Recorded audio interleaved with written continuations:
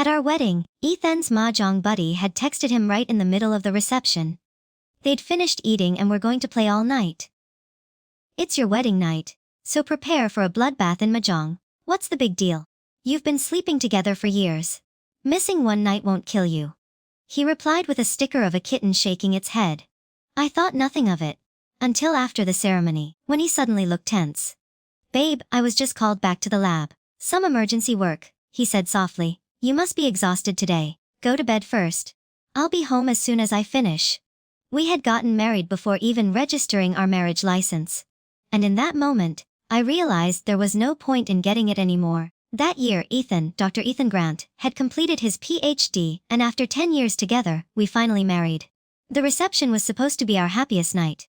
But happiness shattered when, later, I stumbled across a short video filmed from a guest's perspective. The person behind the camera never showed their face. Just the hem of a white dress lingering at the frame's edge. The video first captured Ethan and me exchanging rings on stage, then cut abruptly to a conversation on his other phone. The comment section was already on fire. Did you really wear a white dress to someone else's wedding? Autumn? Why not just show up naked? Girl, I get it. I used to be that kind of homewrecker. But wow, you've reached a whole new level. To everyone's shock, the woman in question didn't defend herself. She laughed. I'm just his mahjong buddy, she replied. If your heart's dirty, everything you see looks dirty? Dirty? You're a mahjong buddy, and you invite the groom to play mahjong on his wedding night. Boundaries didn't exist for her. Someone pointed out that Ethan had already turned her down. She tagged an account called Y and said, Hey, you rejected me. The account had no profile picture, no posts, and no replies. My heart sank anyway. Just half an hour earlier, Ethan had been standing in our wedding suit, his face troubled. There's something urgent at the lab, babe. You must be tired. Get some sleep. I'll be back as soon as I can. Ethan loved his research. I'd been upset, but I didn't doubt him. Especially since he had my phone with him. My mind wasn't calm. It was numb. Not because I trusted him completely, but because what I was seeing was impossible to process. We had been together for a decade. Through the long nights of his PhD, the stress, the victories. Earlier that day, we'd read letters to each other. Our usual quiet, measured words. He'd even choked up, his eyes red. I'm just thinking, he told me, that you'll be by my side for the next few decades. It makes me so happy. Could someone who looked at me like I was the center of his universe be lying? I stared at the diamond ring on my finger, changed out of my red reception gown, and called a cab. By then, the same content creator had posted another picture. This time of a mahjong table, tagged with the location and a teasing caption, not leaving tonight until I win back everything. Our senior put all the bride's money on the table. I knew Ethan's major had an extremely skewed male-to-female ratio. His advisor hadn't admitted a single female student in years. But then I remembered. Back in grad school, he'd mentioned a younger girl from his undergrad who'd helped in the lab one summer. She's entertaining, he'd said. Not as gentle or pretty as you, but loud, brash. I've never met a girl like her. He'd brought her up a few times, but I'd brushed it aside. The photo of the mahjong table had a QR code and a room number. I followed it. Outside the door, I saw a woman delivering tea. I stepped aside, just as the door swung open and laughter spilled out. Both men and women, voices light and careless. And then, Ethan's voicey. Who told you to order chrysanthemum tea? It's a cooling herb. You shouldn't drink it on your period. The girl laughed. Then I'll drink your black tea. Rana. Ethan teased. I already drank from that. Now you're stealing it. Whatever you can't win with, you steal. A man joked. It's your wedding night, man. Your wife looked amazing today, made us all jealous. And you just ditched her like that. And Ethan laughed. I've slept with her before. It's Zach's fault. Anyway, I didn't need to hear the rest. The first half alone made my chest cave in. His tone wasn't angry. It was warm, playful, comfortable. That's when I realized. I had lost far more than I thought. I was so tired, so unbearably tired. Autumn's voice cut through the chatter. Rona, massage my shoulders and legs. As you wish, my dearest senior. My knees nearly buckled. I pressed against the wall to keep from collapsing, breathing in short, jagged bursts. That's when my best friend's message appeared on my phone. Baby, if this is true, Ethan is completely out of line. Actually, no, it's worse. It's so much worse. However, they are playing mahjong with 4 other people, so they are not exactly alone together. You should continue to observe for a little longer. After all, you two only got married today. Her message helped me regain my sense of rationality. I wanted to understand what had changed. Ethan had shown no interest in any other woman during his 4 years of college. Ethan, who risked being disciplined by his university during a pandemic just across provinces to see me. Ethan, who couldn't bring himself to spend money on a decent suit for himself before the wedding but insisted on buying me a nearly $15,000 wedding dress I'd only wear once. What's the reason? What type of relationship? What made Ethan lie to me on our wedding night, and then leave me to be with another girl? I called Ethan, but hung up before he could answer. He almost immediately sent a message. "What is wrong, babe?" I didn't respond. When he called, the custom ringtone I had set for him began playing. It was our song and his only ringtone. At that precise moment, the noise inside the room fell silent, as if someone had pressed pause.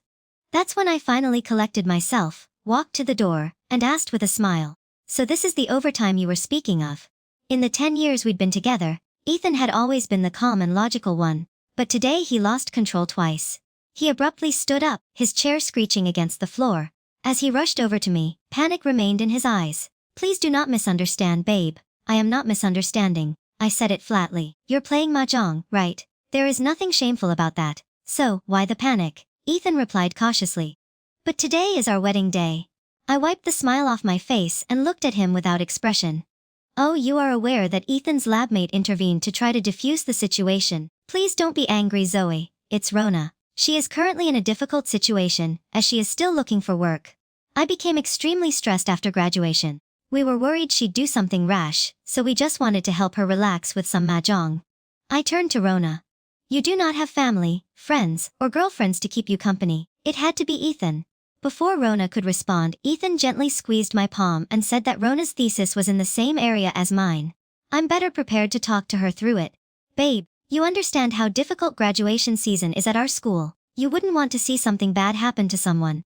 "Sorry, Zoe," Rona added. "I didn't mean to upset you." Her words sounded polite, but there was no trace of apology in her eyes.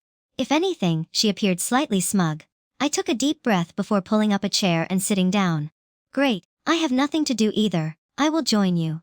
Rona blinked in surprise and grinned. "You know how to play. I taught Ethan to play mahjong." You know that line caused a flicker of discomfort to pass across Ethan's face. I teased Ethan in junior year about meeting my parents for the first time during Chinese New Year. "My parents are huge mahjong fans. If you play with him, you may make a good impression." He had smiled politely but refused me without hesitation. "Sorry, Zoe. I'm not into that sort of thing. I will watch you guys play later in graduate school." He abruptly picked it up. He told me the pressure of research was overwhelming, and most of his classmates relieved stress by working out or playing mahjong, so I didn't think much of it. After college, I attended graduate school in another province, while Ethan remained at the same university to pursue a master's and PhD.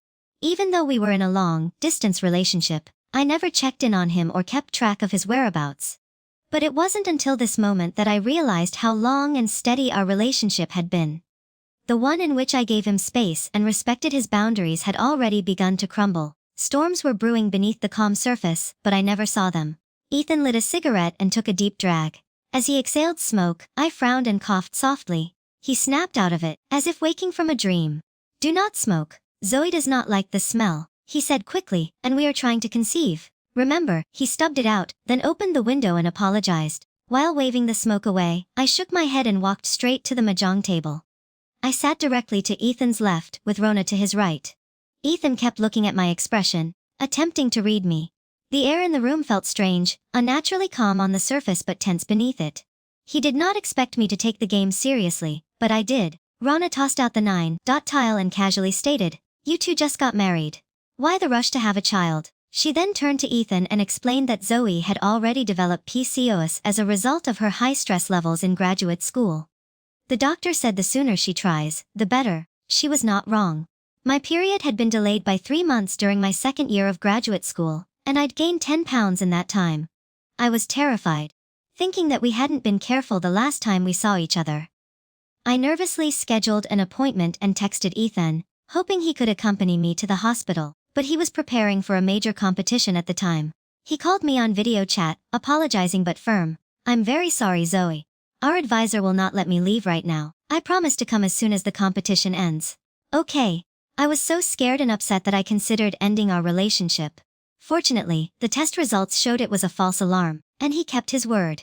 When the competition ended, Ethan rushed over, but he couldn't get a high-speed rail ticket, so he rode a green train for 7 hours to see me. When I saw him, he was scruffy and exhausted, but as soon as he wrapped me in his arms, he whispered, "I'm so sorry, Zoe. This was entirely my fault. I should not have let you go through that alone." Thinking back on it now, everything seems so ironic. Back then, he couldn't accompany me to a medical appointment, because the competition and his advisor were more critical. But tonight, on our wedding night, he lied to me so he could spend time playing games with his junior. He wasn't afraid of upsetting me. Or perhaps he thought that now that the wedding was over, we were legally bound together, and even if I discovered the truth and became angry, what could I do? I was still lost in thought. Rana abruptly stated, "Zoe, once you have a baby, the pressure on Ethan to earn money for formula will skyrocket." "Huh?" She then looked at my chest and said, not so subtly, but with your figure.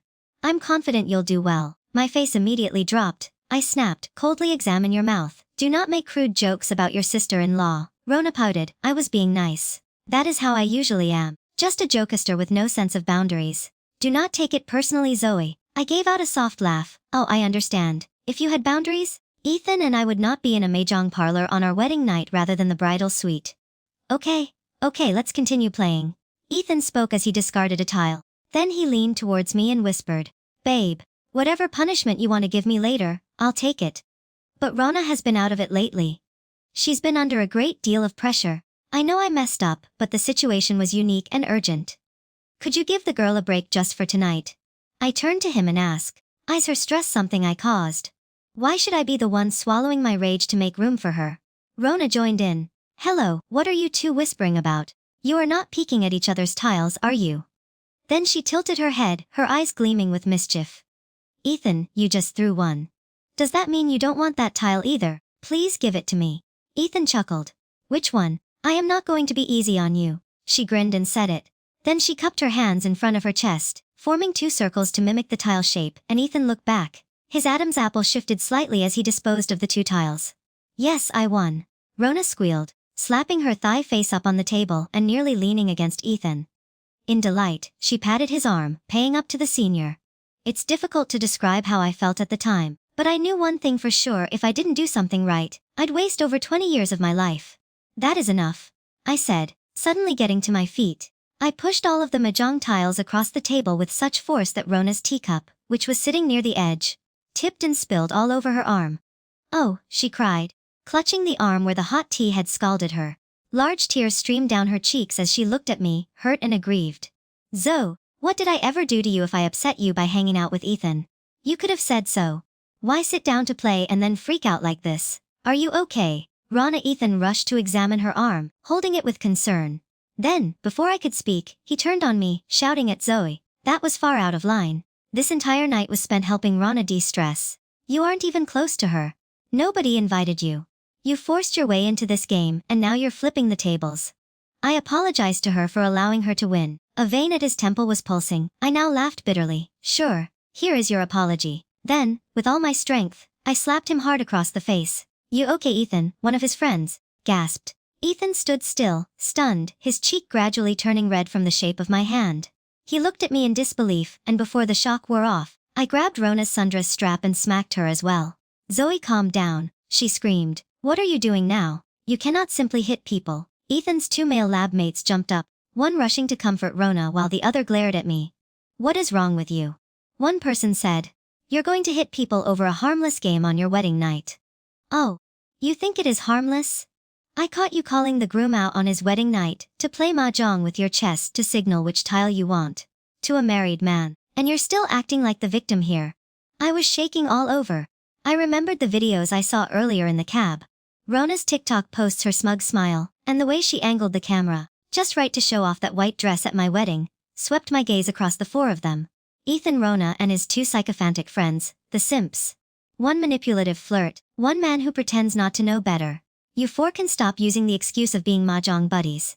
Admit what this is. You are disgusting. Stay away from regular people. Zoe. Ethan grabbed my hand and tried to hold on. "Rona and it's not as you think. I messed up. I didn't handle things well, but it wasn't as bad as you think." He sighed heavily. "I will not ask you to apologize. I understand you're overwhelmed right now. Let's go home and discuss it. It's just the two of us. Okay. I looked at Ethan, the man who had walked alongside me from college to career. They had been with me from childhood to adulthood.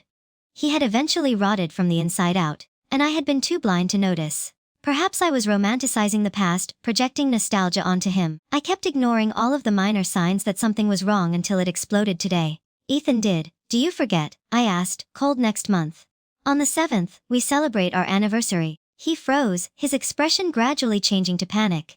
We had planned the wedding first and agreed to register on our anniversary, but there was no point in obtaining the marriage license now. I pulled my hand free. Ethan, we are done. Then I turned and walked away. He followed a few steps behind, but Rona's whimper was still painful. When he stopped, something inside of me cracked wide open. It was May, but I felt like an icy wind was blowing directly into my chest. So cold. It was unbearable. I didn't return to the bridal suite. It was already late. I didn't want to put my parents through an emotional roller coaster, so I went into McDonald's and sat by the window. Just then, a close friend forwarded me a wedding video. She edited the animated figures. Characters from my favorite anime greeted guests at the entrance, and the stage was decorated with stacks of things I adored. During the interactive game segment, Ethan effortlessly answered 10 questions about me, one after the other. Without hesitation, I stared at the screen in silence. As my vision began to blur, a friend messaged me. You and Ethan are the most stunning examples of love I've ever seen. You two must continue to be happy. I was overcome with emotion, unable to respond. Then my phone vibrated again. Another notification. This time, it came from Rona's account. She replied to a comment. They did not even register. Their wedding was only recently celebrated. Want to guess why? Following graduation, his girlfriend pursued a liberal arts degree. She barely earns a few $1,000s per month, essentially living off my senior, but I'm from Huling, tech engineering royalty. If he picked me, we'd be a true power couple. They've been together for 10 years. He's probably grown tired of her by now. He's only there because of his responsibilities. If he truly loved her, why was he with me tonight? Other users were outraged in the comments. Don't simply blame the sidekick. If the guy hadn't given her signals and let her in, none of this would have happened. That guy is also no good. Check out her other videos. He is all over them. Total scumbag. Please leave the poor wife alone. Rona's account was full of everyday clips, with nearly everyone included. Ethan stayed on campus for the summer. I met an outstanding senior, one of the few clean-cut, handsome guys in engineering school, who was also very sweet. I ran into him at school today. Those shoes, however, are so ugly. In the screenshot she shared, she messaged Ethan Sr. These shoes today are not your style. Please do not wear them again. Ethan had responded. If Jang has such good taste, then help me choose a new pair. But those shoes, I had purchased for Ethan with my scholarship money as a Valentine's Day present. A few months later, Rona shared a group photo taken on a basketball court. All the faces were blurred, but it was clear she was the only girl. Her body leaned towards Ethan, and her hands formed half a heart. Ethan stood beside her, giving a thumbs up. They were wearing trainers of the same style but different colors. Then came screenshots from her social media feed. Rona was upset because the paper received a low grade. Ethan commented, "Your academic level in front of the professor is like a toddler in a nappy." Rona shot back, "Oh, and yours is akin to showing up naked." A few days later she posted a video asking, "Did the senior wear clothes to class today?" According to the ethics book, while Ethan and I were in a long-distance relationship, I rejected every guy who expressed interest in me. I was fully committed to our future. Meanwhile, he and Rona were getting together for meals, bringing each other bubble tea, and sharing playlists. In the most recent screenshot, Ethan asked Rona if she wanted to attend the wedding. She responded, "Why would you think I didn't want to?" Ethan dodged the question, saying that as long as you show up, there is no need to bring a gift. I scrolled mindlessly, eyes fixed on a photograph. The fried chicken and fries in front of me had turned cold, emitting a greasy, stale odor. I suddenly turned my head and gagged, slapping my hand over my mouth. I felt sick life. He certainly has a twisted sense of humor. Just hours ago, I thought I was the happiest woman on the planet, and now everything I believed about the man I thought I'd spend my life with had crumbled. I returned to my parents' house around 1800 a.m. When I opened the door, my mother's smile froze at the corners of her eyes. Nan, what has happened?" I thought I was hiding it well, but she saw right through me in an instant. Behind our daughter-in-law, there was a voice. Ethan's parents. They arrived at my house first thing in the morning. I had booked a hotel room and slept there. Ethan had called me dozens of times. I blocked Ethan immediately. His guilty conscience likely prevented him from telling our families what had happened. Last night, I sat quietly on the couch while my father brought over a cup of hot tea.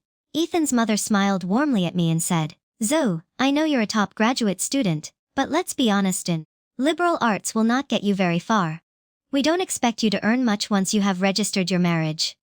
Ethan can help you secure an administrative role at a university. I've heard it's easygoing for faculty spouses. Ethan will handle things outside the home while you concentrate on taking care of the house and raising a healthy baby. Boy, you're so gentle. You'll be an excellent wife and mother." I took a calm sip of tea. "Ma'am, I'm not going to go," she blinked. Stunned, "I'm not going, but you were calling my mother just yesterday over tea. Why have you called me ma'am?" Before I could respond, the doorbell rang, followed by a frantic knock. Ethan arrived at the door, breathless. He hadn't even changed his clothes. His shirt was wrinkled, and his face was unshaven. It had only been one night, but he appeared to have changed completely. "Zoe, our parents sensed something was wrong, and the room became tense." I looked at him. "You want to say it, or should I? I see her as a junior. I swear I'll keep my distance from now on." "Thank you, Zoe. I will not do anything to make you angry again." He nearly begged. "I didn't handle it well. I did not cheat. You cannot sentence me to death over this." "So you've known the entire time." I said slowly that you were aware that what you were doing would upset me. But you continued to do it. I handed my phone to my parents and looked at Ethan. I discovered Rona's video account. His face devoid of color as if he had suddenly remembered something. His fingers curled tightly, the nails digging into his palm. I took a deep breath and proceeded. "I remember being scared because I hadn't had my period in 3 months, and thought I was pregnant. I asked you to accompany me to the doctor, but you said the competition was too important. You could not leave." But Ethan did not. "The competition ended the day before you said it would." The nausea and pain I felt the night before came flooding back. Rana posted a photo of 2 bowls of noodles. I feel incredibly fortunate to have been able to attend the competition with my incredible senior. We even got to try the most famous seafood noodles on washi. Unfortunately, the shop was closed yesterday, but the senior realized I was disappointed and stayed an extra day to wait with me. Hey, the timestamp shows the exact day I went to the OBGYN. That day I sat alone on a disinfectant-scented bench, nervous and terrified, awaiting test results. Ethan knew I was scared, but he chose to lie to me so he could stay in City A and eat noodles with a girl who called him senior. "Zoe, what are you guys talking about?" My father inquired. "Did he do anything to hurt you? I will deal with him." Ethan's father appeared meek and powerless, his raised hand hesitating in midair. I gave a slight smile. "Not officially, but what he's done is enough to put an end to our relationship." My parents watched the videos on my phone in silence. When my father's hand began to rise, I quickly stopped him. "Dad, calm down. Let me handle it. If I hit him, it will be a family conflict." I explained that if you do it and he files a report, you may end up paying for it. It is not worth it. I slapped Dean's head twice and jerked to the side right after I finished speaking. His eyes welled with anguish. "Zoe, go ahead and hit me. If that is what it takes for you to forgive me, I will accept it. Even if you want your father to beat me within an inch of my life, I will accept it. But please do not see me this way. You know I'm not that type of person. I never intended to hurt you." I smiled sharply and coldly. "I thought I knew who you were. That is how you managed to deceive me for so many years. But I don't want to be the fool anymore." My parents' expressions became icy as they stood and told Ethan's family to leave. His parents panicked and began defending him, but I intervened with just one sentence. After the wedding last night, he pretended to work overtime when, in fact, he was out playing mahjong with a junior who had a crush on him. Ethan's parents, like ducks being choked by the neck, fell silent.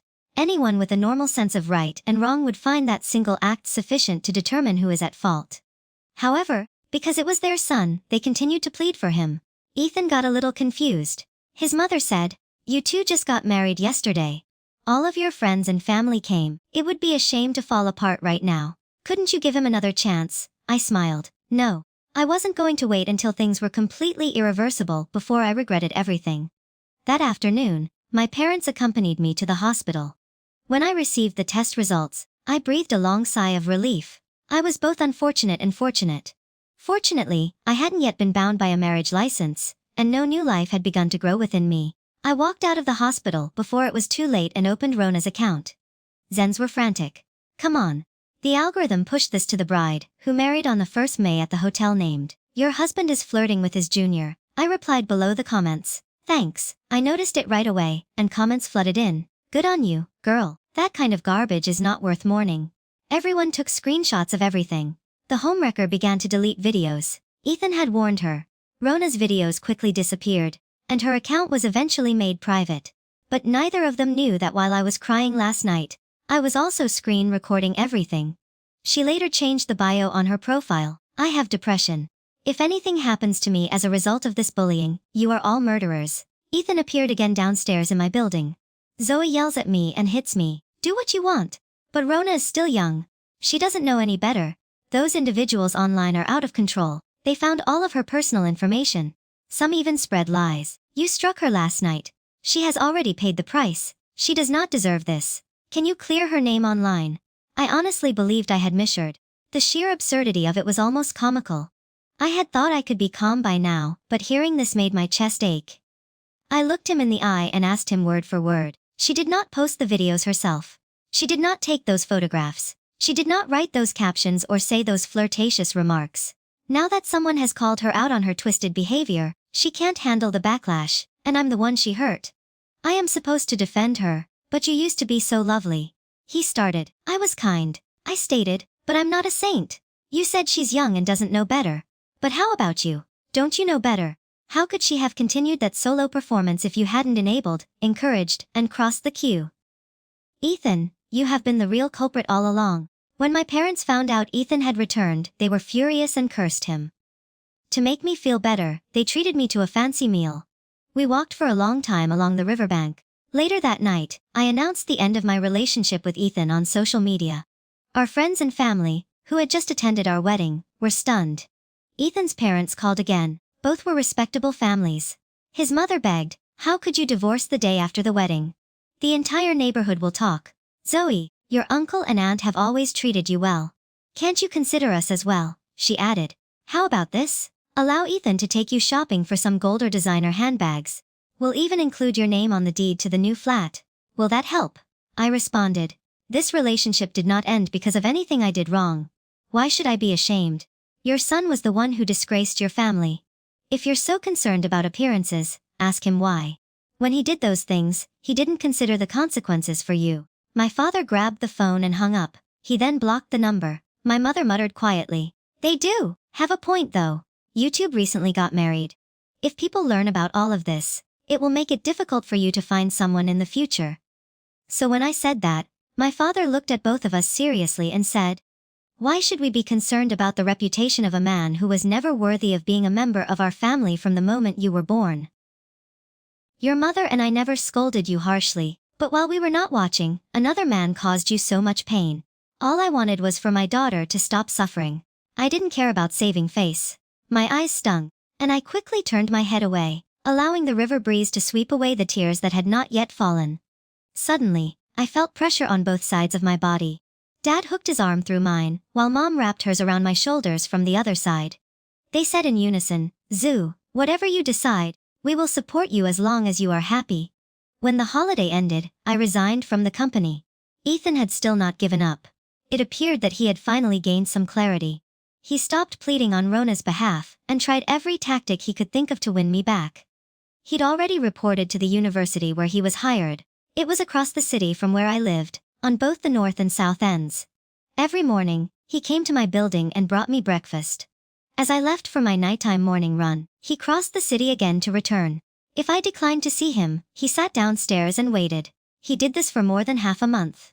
The dark circles under his eyes had widened, so I came downstairs today and called out to him. His eyes brightened until he heard me say, "Don't come here again."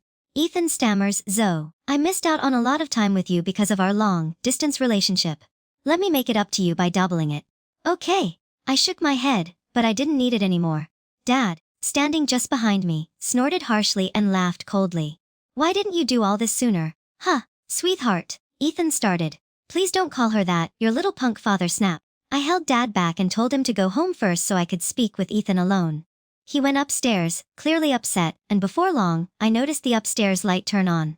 I looked up. Dad was leaning against the window, staring down at us. I exhaled slowly. "Ethan, there should be no financial disputes between us. Will we each return the wedding gifts that our families received? I will refund the bride price. The flat is in your family's name, And the Dari car is still with me. We never registered our marriage. He stared at me, eyes fixed. Suddenly, his eyes turned red. Zoe, it's been 10 years. I never considered leaving you with everything I said at the wedding. I intended it. Ron hesitated. She's only a junior who looked up to me. She was enthusiastic, and I didn't want to shut her out. Coldly, we got to know one another. I've only ever seen her as a female friend. I've never crossed any lines.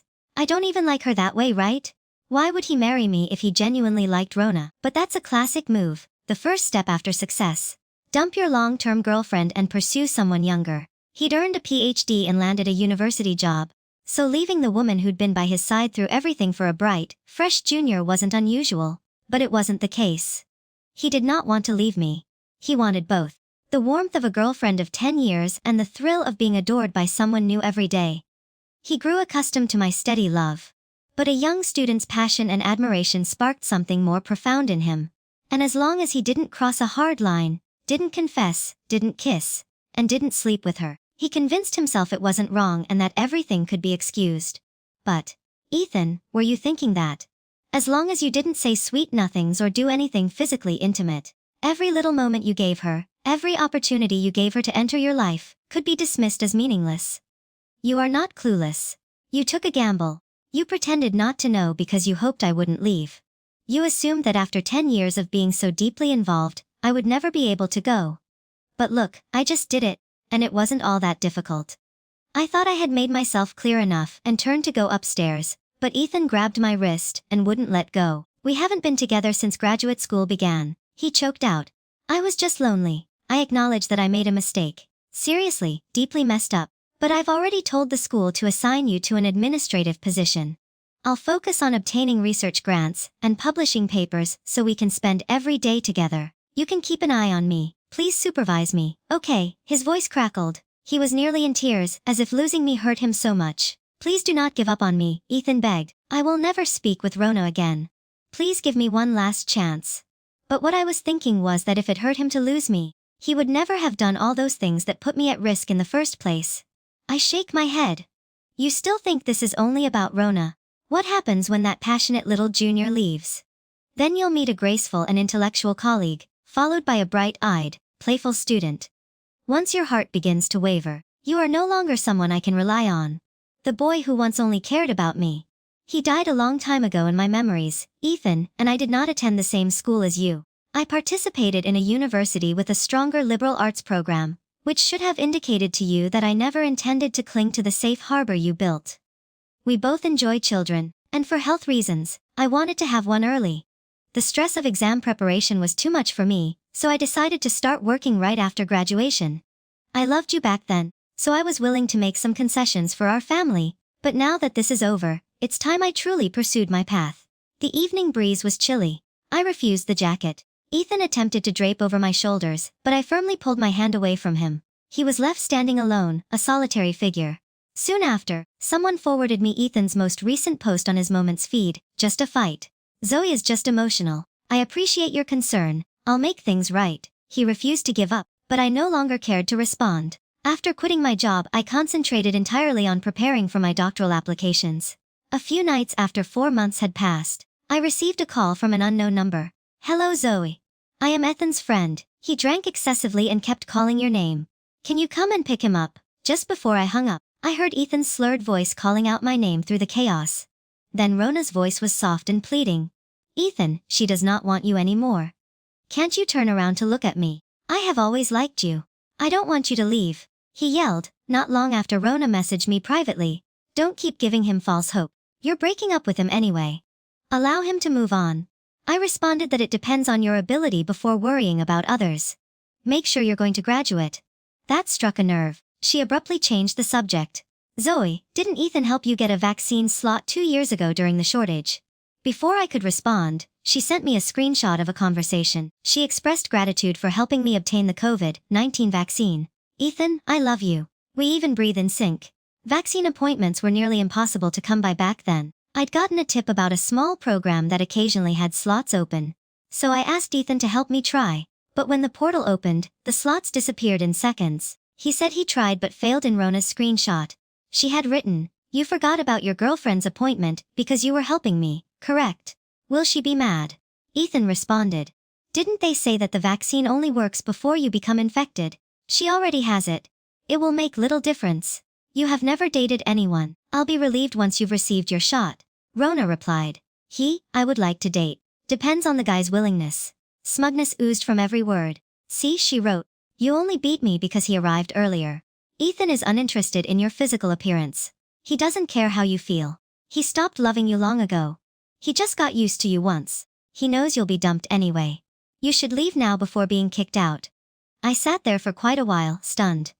Before I finally snapped out of it, I found it laughable, like a twisted joke. So much had hit me in such a short period. One more blow didn't bother me anymore. It would have hurt more if she had sent it sooner. But now I hear Ethan has finally cut ties with Rona and blocked her on all platforms. It's no surprise that she couldn't hide her growing desperation. I thought for a moment. Then I typed back. Even without me, your senior still does not want you. It was only flirting. Did you genuinely believe you could win him over that night? I had instinctively recorded the audio of their conversation. It would come in handy right now, fueled by anger. I pressed send on a voice message. Look, he even got drunk on me. You're in such a hurry, huh? Then I will not let you win. Okay, I'll take a taxi there right now. If you have what it takes, come and stop me. I recorded Ethan's voice saying, I've never liked Rona. Even if you don't want me anymore, I will never choose her. The other side fell silent for a long time. After sending it, I flipped my phone over and resumed reading and reviewing academic papers as usual. After showering and getting ready for bed, my phone rang again. This was a selfie. Rona was lying in bed next to someone who had passed out. The caption read, Ethan. He's in bed with me now. He needs to take responsibility. You two are done. I immediately began screen recording and in my heart thanked her. Thank you for personally handing me the last crucial piece of evidence. That night, I compiled all of the recordings, screenshots and chat logs into a PowerPoint presentation. I shared it online and sent it to the disciplinary committee at the university where Ethan was about to begin teaching. As Ethan had previously stated, no matter how much pain he caused me, if judged solely on conduct and technical rules, he was unlikely to have violated professional ethics. Most internet users would curse him out for a few days, with no serious consequences for his future. But everything had changed. Initially, I just wanted solid proof from him. Something tangible. I didn't expect him to panic and act recklessly, handing me the final brick that completed the case against him. Ethan and I had already gotten married. The only thing left to do was register the marriage. He had not announced our separation on social media either. This met the requirements for cheating. One of Rona's earlier videos had gone semi-viral, so public interest grew quickly. She enjoyed sharing intimate moments and interactions with Ethan, and someone soon discovered her alternate Red Yam Chinese social media account. In one of her posts, she boasted about graduating from college. My lab partner did all of the work. He handed me the data and wrote the paper. I just stood there, giggling and saying, Senior, you are amazing. She even included a picture of a journal acceptance email in the caption. He even helped me with my thesis. Today, I consulted my academic temptress. When it was discovered that Rona had obtained her graduate school recommendation through the same paper, which initially only bore her name, the worst case scenario was that Ethan's appointment at that university would be terminated. He could still apply to a slightly less prestigious institution. However, now that academic misconduct is involved, his entire academic career may be jeopardized if the university investigates. The next time I saw Ethan, the grief in his eyes had changed to indignation and blame for Zoe. I thought we had agreed to part peacefully. He asked bitterly, Why are you trying to destroy me now? I furrowed my brow. You're seriously accusing me of cruelty when you've repeatedly crossed the line. Actions have consequences. Ethan, you brought this upon yourself. Public opinion erupted both online and offline. People were glued to the drama. They're no longer pretending. I'm bald from all the revisions on my thesis. And this chick flirts and gets everything she wants. Do you think you have it bad? I am in the same major as the PDF queen. She was up before 8 every day, preoccupied with student council and competitions. Rona posted food pics every day and still received the highest paper score. I was bumped off the guaranteed graduate school list, and now I'm left to study for the entrance exam. I despise them both. One user was added. I'd wanted to speak up for a long time, but I didn't know the real girlfriend. Now I'll do another. I am Ethan's classmate. Everyone in the PhD program knows that his lab had an affair. It was disgusting. Who says life has no audience? Just as the scandal was reaching its peak, people began posting sightings of Ethan and Rona. Rona had gone to university and was clinging to him, crying and yelling, I gave you my first time. You must take responsibility. But Ethan had no intention of accepting responsibility, especially since he had lost his job. How can he be in such a good mood? He lost control and pushed her. Rona fell and fractured a bone. She called the cops. Rona began crying and yelling at the police after Ethan was taken into custody. I was only trying to scare him a little. Why did you lock him up? I do not care. I do not care. I am the one involved, and I will not press charges. What right do you have to detain him? If this causes him to become homeless, we will never be able to be together. He was almost charged with obstruction of justice. 2 days had passed by the time Ethan emerged exhausted, disheveled, and defeated. He didn't hate Rona, but he wanted nothing to do with her. When he saw her, it was as if he had seen a ghost. All he said was, "My biggest regret in life is that you talked me into leaving that night after the wedding. Without you, my entire life, including my career, would not have turned out as it has." No matter how tangled they were before, I no longer had the energy or interest to keep paying attention. Beginning in September, I worked on my PhD applications, research proposals, personal statements, and letters of recommendation. Even though I applied years after graduating, the research I conducted during my master's degree was substantial and reliable. Time passed quickly, and despite the tight schedule, my life progressed steadily. In May of the following year, I received an acceptance letter from the program I had hoped for. And that's when I heard about Rona again. She'd gone viral again. The previous scandal had hampered her ability to concentrate on writing her thesis. She didn't have a second faculty mentor to help her. And despite the school's willingness to give her another chance, she left with nothing more than a certificate of completion. She used her undergraduate degree to get a job at a regular company. But she was so accustomed to being given everything that she didn't know how to function. She ended up having an affair with a married supervisor. And when his wife caught them at work, she beat Rona up right away. Someone filmed the entire scene and posted it online. Zen's had a field day and a crush on your drill instructor during training, liked you in school, and pursued you at work. Girl, you don't want to take any detours, right? With Rona. When the other main character returned to the headlines, people naturally began to wonder what had happened to him. Ethan. I am in the same PhD program as the guy. One commenter stated that he is quite capable in his field. So, when this blew up, his rivals jumped at the opportunity to destroy him due to academic fraud and behavioral issues. Not to mention that doing time has come to an end. No half-decent school would consider him. Now, he has also joined the workforce. What a coincidence. His parents had been attempting to set him up on blind dates at a company in the same tech park as Rona's. Just as they had done before she reconnected with him. But Rona always showed up and ruined it. One commenter wrote, "The only decent thing that girl ever did was prevent a scumbag like him from hurting another innocent woman." That year, I saw Ethan and Rona again. I was out to dinner with my parents when a loud commotion broke out at the other end of the restaurant. I turned around, completely unprepared to see Ethan again. During our wedding, we read letters to each other. He used to be the clean, cut, handsome standout in our engineering school's male population. He had gained weight. His beard was unshaven. The corners his mouth drooped, and a deep crease formed permanently between his brows. Rona was clinging to his arm. Her once bubbly expression had withered, leaving her face sharp and bitter. She glared at Ethan. "I cook and clean for you every day," she hissed. "I thought you were finally ready to accept me, but now I find out you go on blind dates, you scumbag." The woman sitting across from him appeared unimpressed and alert. She grabbed her purse and began to leave. Surrounded by curious stares, Ethan finally snapped. He grabbed Rona's hair and shouted, "Do you think I begged you to be my maid? You are calling me a scumbag. Haven't you known who I am from the beginning? You begged for it. Do not think you can push your luck. You ruined my promotion by showing up at my company and causing a scene. I haven't even begun holding you accountable." My voice was cold, final, like the snap of a verdict. Rona's tears spilled over. "Please, please." Ethan, impatient, yanked her toward the door. And then he saw me. For a moment, his grip loosened. His eyes locked on mine, haunted, unreadable.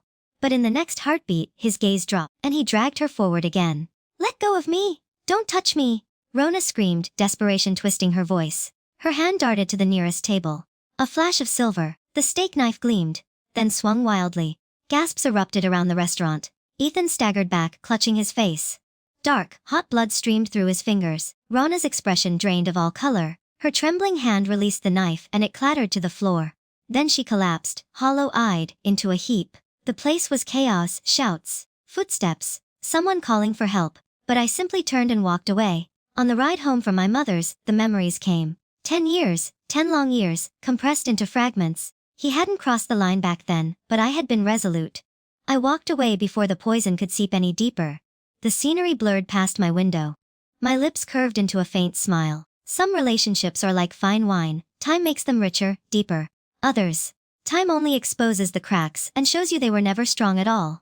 In the end, the lesson was simple: don't weep over what's gone. Don't mourn what never truly was. It's never too late to start over. And sometimes, starting over means walking away without looking back.